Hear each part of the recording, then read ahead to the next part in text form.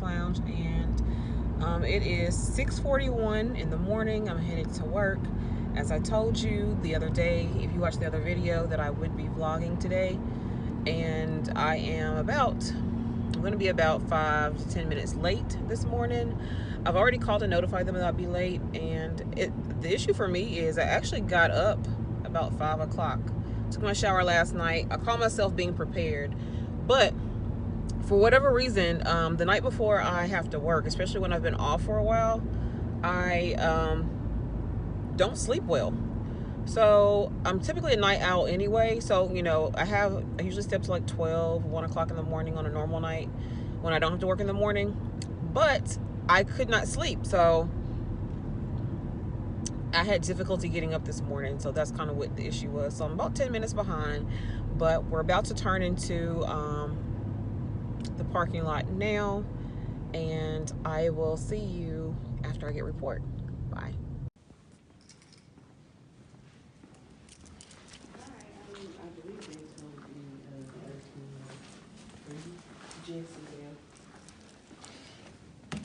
Where are you going? Yes, ma'am. You gonna have a baby? Yeah. Get that way. Oh, okay. Yeah. Thank you. Thank you. You pick up that phone over there. This one? Yeah. We'll see you on the other side once you come over here after you have the baby.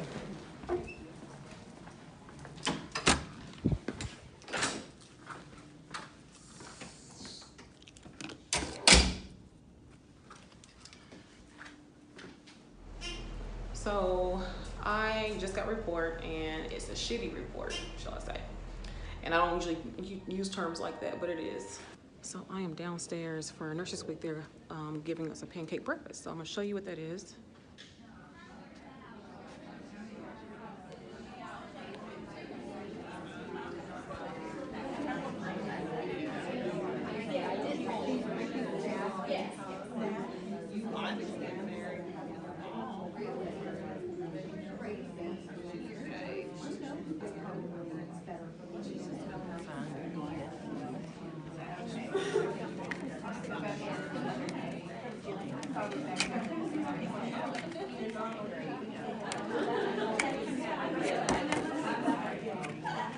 Good morning.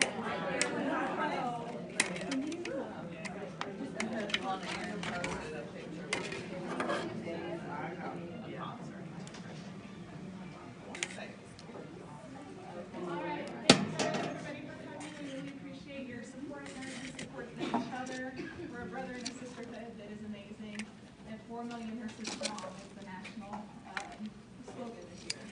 So I think that's amazing when we think about how many we are. Sorry. Nurses celebration breakfast, so free pancakes, but they were cold. Nonetheless, they were free. So I ate that. Now I'm about to head back to the floor and start my assessments. All right, so let me tell you about this assignment. I had to come into the bathroom because this is the only area in which I have some sense of privacy. So I got 6 patients today. One of them has a critical lab value of her hemoglobin went from 8.8 to 6.9 to the nurse's call, and she should have called first thing this morning when she first got the lab result from lab, but she did not. So because of that, the charge nurse wasn't aware. So when she made the assignment, I have 6 patients, her potentially getting blood. 2 of them, 2 patients are fresh C-sections, require IV. Luckily no antibiotics, and we have about 5 or 6 more to deliver. Our floor is full. Well, it's not full. We have 18 patients with 3 nurses, and we have about 5 or 6 to come. So our call nurse has come in to help, and that's kind of how it is. So when I told you I had a bad assignment, it's not that it was bad. It was just that I just told them I'm not taking anything else. I just can't take anything else with all that I have going on. So I'm about to, I went to that pancake breakfast that was free for us for Nurses Week. And then I'm about to go get my meds and start my assessments. So that's pretty much it. How you doing? This is our census for today.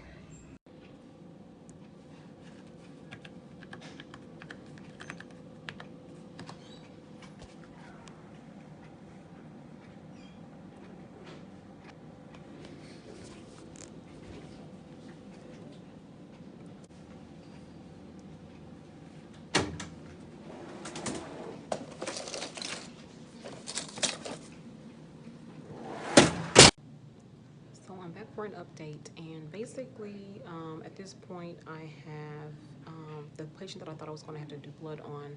The doctor just wants to repeat her H&H this afternoon at 5 o'clock, and we'll go from there. I'll call with results, and then we had another nurse come in, so I gave her one of my patients. So now I'm down to 5 patients, of course getting admission at some point, but I just kind of wanted to update you. I have assessed all my patients, I've medicated them, and did the morning med round. And that's pretty much it. I'll check back in a little later. About to start charting now. All right, so just to check in, I'm about to go set up a room. I have a C-section that's coming over. I've did all my assessments. I have done my charting. Took me 2 hours to chart just due to distractions and things like that. But I'm about to now go and set this room up, and I'm gonna take you with me. So you see here, these are our buckets, basically, that we set the rooms up with. And I'm getting a C-section bucket, which is at the bottom down here. And so then I'm going to get the bucket and get, what else we need? We have no folders, so I need a folder. Let's see if they're going to make me some, because I don't have any.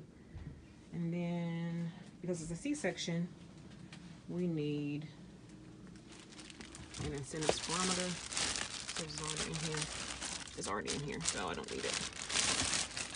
I think that's it. I'll come back and get whatever else I need later. I think I have a hat in here. Let's see, we have a hat. Nope, we don't. So we're gonna get a hat for the toilet. Collect the urine. Stick that in the bag. And now let's go set the room up. All right, so I'm in the patient's room. I'm about to set it up for her. So you can see, here's the whiteboard. I'm about to put this stuff over here.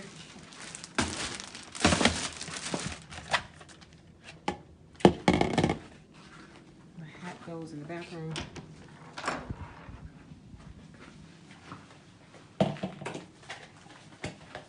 And I'm just gonna set this right here for now, just because she's gonna have a catheter in. So I won't need to put it in the toilet.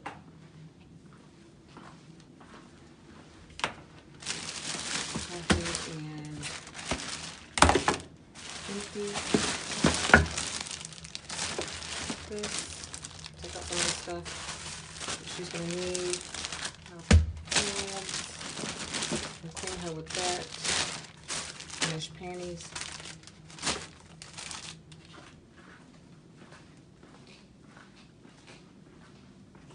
Now I'm going to set up the board.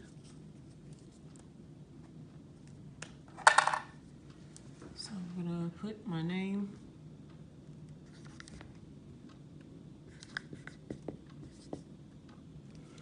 I can't write at the same time. Hold on.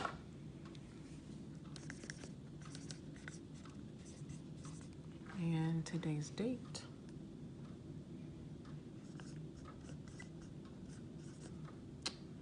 And for discharge, let's see, she's a C-section. Today is the 10th, so we anticipate her going home by the 13th.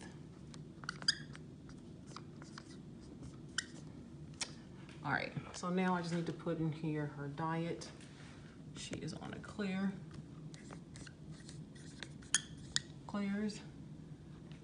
I don't know who her doctor is right now. And for a fresh C-section, in terms of to do, or a plan of care for today. We just want them to rest. It's the biggest thing we want. I typically underline this when our room service is and how to call nursery. And I'll go over her pain regimen here in terms of the scale that we use and when she got her medication and things like that. So I'm pretty much done. Well, I'm not done. I gotta finish setting up the room by getting her some ice water and getting everything set up. So this is the incentive thermometer right here. I'm gonna open it. So I'm gonna open it and put it together. And when she comes, I will teach her how to use it. So it is together for her. We set our goal initially at, we set our goal at initially 1,500 just to see if they can do that. And if she can do it, then we'll move it up to about 2,000. So I'm gonna set that right there for her. And I guess I'll throw the paper away because she doesn't need the paper. Plastic, I mean. Then I'm gonna get her some ice water. Here I am getting her ice water. I'll put a little bit of water in there, not much. She's supposed to be on ice chips. And I do not give straws to my C-section patients until they start passing gas, but I have a cup right here and I will give her as well a cup of ice. That's enough. Then I will put a spoon in there with ice. I'm gonna call labor delivery for her to be transported over here. So I will give you an update a little later today about how my patients and my day is going. I'll see you later. And now her ice water's in here, her ice is in here, and we are ready for her to come. I'll check with you later. All right, I am back. It's been a long day. It is now 18:07 in the afternoon. It's been a long day. I have not been able to come back and check in with you all. I'll have to give you the car chronicles when I get in the car this afternoon because we're about to have shift change in about 45 minutes and I'm tired. And so it's been a productive day. It's not been bad, but I just want to kind of come and share with you what's been going on. I ate lunch late today. I ate lunch like at 3 because it's been so busy. But when we get in the car, I'll tell you everything. I'll check back. And I just clocked out. It is 7:33 in the afternoon, and so we're headed to my car so I can tell you exactly what happened today. So I will see you in the car. All right, so I am back in the car. It is, let me see what time it is. It is 7:37. And let me tell you how this shift went. So, first of all, I don't even know where to begin. So when on this shift, I started with 6 patients. One of them had a critical of 6.9 and 22 point something for her H&H. So the plan was, the thing is, the night shift nurse didn't tell the day shift nurse when she was making the assignments that she had a critical. So I get her, who's a fresh C-section. Then I have another fresh C-section, and we were all 3 scheduled to get a C-section today, so it'll have been 3 C-sections for me. And basically, what happened was, once we found that out, luckily she called the doctor and told him what was going on, and luckily he said to just repeat the H&H at 5 o'clock this afternoon, so 1700 this afternoon, and then we'll go from there. So I was praying because I'm like, I don't have time to do, blood and all that. Not that I couldn't do it, but I had an acuity that was so high today that I was like, I can't do this. So we had another nurse coming in to help us. And so she said she was going to give her 2 patients. So with those 2 patients, I said, well, why can't she have the blood one, the potential blood one, and I'll take a fresh C-section, another fresh C-section. So she was only going to have 2 patients. And when you're giving blood, that's a one-on-one for a while. It wasn't fair for me to have that high acuity, and another nurse come in to help us out, and she takes just two regular patients. I'm like, if she's only going to take two patients anyway, why don't she just take the potential blood patient and then, one other patient? And since I already have 6 patients already. So the charge nurse was like, no, because she always gets, the bad end of the stick, and on and on and on about how she comes in and helps us, but she always gets stuck with this, that, and the other. I'm kind of like, well, what do you think I'm getting stuck with? So I said, okay, you know what? Since you want to be like that, that's fine. I said, but I'm not taking any more patients today. Once I have my 6, unless somebody discharges, I'm not taking anything else, especially if you're going to give me 3 high acuity patients.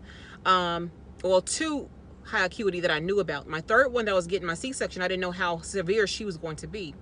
So later, I get my C-section. They call report, and they're saying, oh, well, she has... her bladder got nicked, and so she has a catheter in, and she has clots coming in the bag, blood clots coming in her catheter bag, and so we're having to aspirate to drain.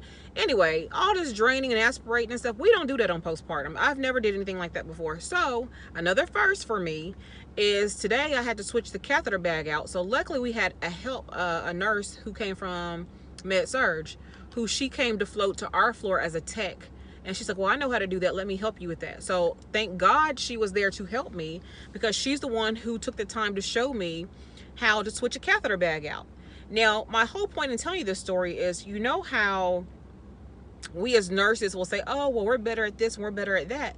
Well, keep in mind, in postpartum, we don't do stuff like that. I've had plenty of patients who had their bladders nicked, but I've never had one that had blood clots in the bag where you had to irrigate and change Foley bags and stuff like that. I've never did that before. So today was the first for me.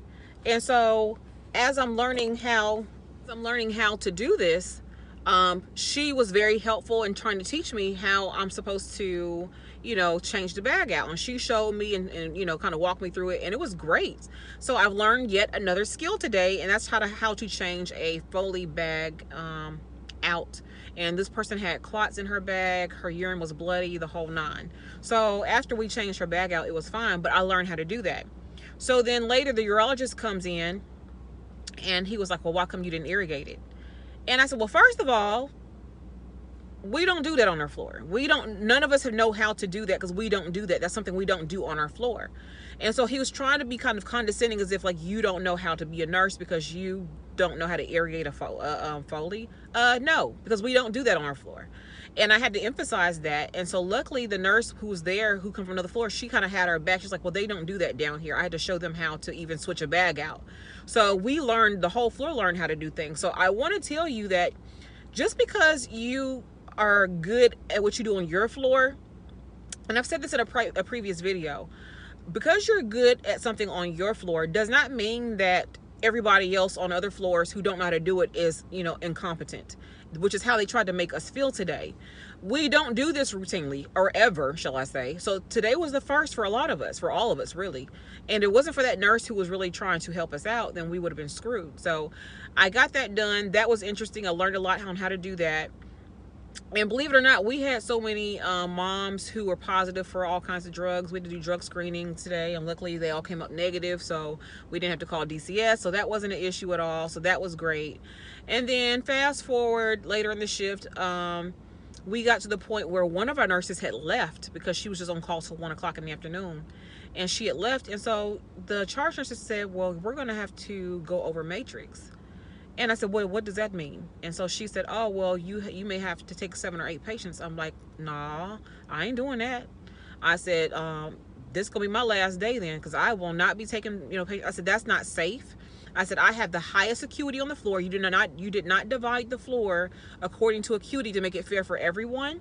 So since I have the highest acuity on the floor, I'm not going to be on my 6 patients, period. Now, I would give some leniency if I had 6 old patients who were status quo, who I didn't have to do nothing for. But you got me the 3 highest acuity on the floor, all IVs, Foleys, things like that, and you really think I'm going to take more than 6? She said, well, we're going to have to. I don't want to get in trouble. I said, that's between you and her to get in trouble, because I'm not going to do it. So then she says to call the manager, because she was threatening to, like, oh, well, she's refusing to take patient assignments. I wasn't refusing to take a patient assignment that was within my matrix. That's why we have matrices. matrices. Yeah, that's what we have them. So I wasn't refused to take an assignment, but I was not going to take anything that's going to put my license at jeopardy, and they have no problem doing that here, or really anywhere. So I'm not going to do it. So that was an issue. And me and her went back and forth for a little while on that. And so then she ended up saying, well, you know, hopefully we won't have to do that. Well, it's not a hopefully for me. I will not be doing that. I will not be putting my license at risk for anyone just because you don't want to stand up for what is right. When we had nurses who could have, the L&D nurses could have kept their patients over there until we had, you know, either more rooms cleared where we had patients who left or whatever. But if you are you're not a good leader if you can't stand up for what's right for your staff. And that's kind of what she was trying to, well, I don't want to get yelled at. I don't really care. I'll get yelled at because I'm not doing it. I'm just not doing it. And so she was very upset with me because I think she felt like I wasn't doing, you know, I wasn't doing what she said to do. I'm like, no, because you're not the one who's the owner of my nursing license. So I said, if you want to jeopardize your nursing license, go right ahead, but I won't be jeopardizing mine. Let's see if this changes. You'll see a glare like that. But anyway, I said that won't be changing my nursing license. So you're not going to jeopardize my license. So then after that little blow up that we had, she was cool after that. Then she come cracking jokes and things like that. Let me tell you about these people. These people have to know that you not the one. If you are the one, you will always be mistreated. Which I was kind of mistreated today, but you know what? I stepped my ground and said I will not take over 6, and I did not take over 6. When they up here trying to take 7 and 8 patients, I'm like, y'all go right ahead, go ahead and write me up, but I won't take over 6 because I said we do not have anybody helping us. I have high acuity patients, and my patients are higher acuity than your patients are, so I won't be taking any more than 6. But after that, like I said, after that fallout, she tried to be cool, you know, cracking jokes and showing me pictures and things like that. I'm like, nah, sis, that's not how this works. But, you know, I ha-ha with the best of them. But at the end of the day, you know, that's what it was. So, all in all, it was not a bad day. I was very busy. I did not use the bathroom for the first time. Too much information, I know. But the thing is, you need to know as nurses, you know, I've been on the clock since 6 something this morning. And I clocked out at 7:33. I used the bathroom for the first time this afternoon around 5:30 or 6. That's how long we have to sit there and we can't do anything. I didn't have time. It took me 2 hours to chart the first time. And so when I tell you we are very, very busy, when I tell you we're busy, we're really, really busy. Postpartum and the criteria they put on us to work. Hope you can see me better now.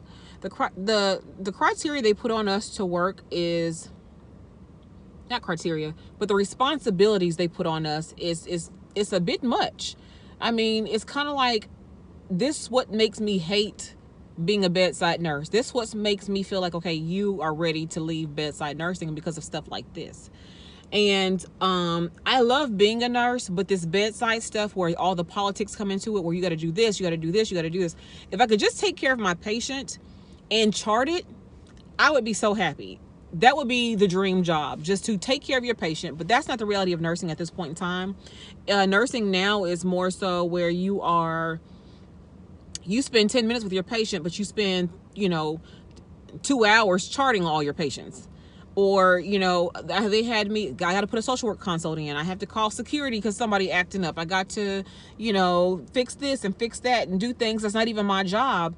And I don't mind being a team player. It's not that. But I find it funny when people been hee-hee and a ha-ha and scrolling through Facebook and looking for houses and online, but now they behind on their work.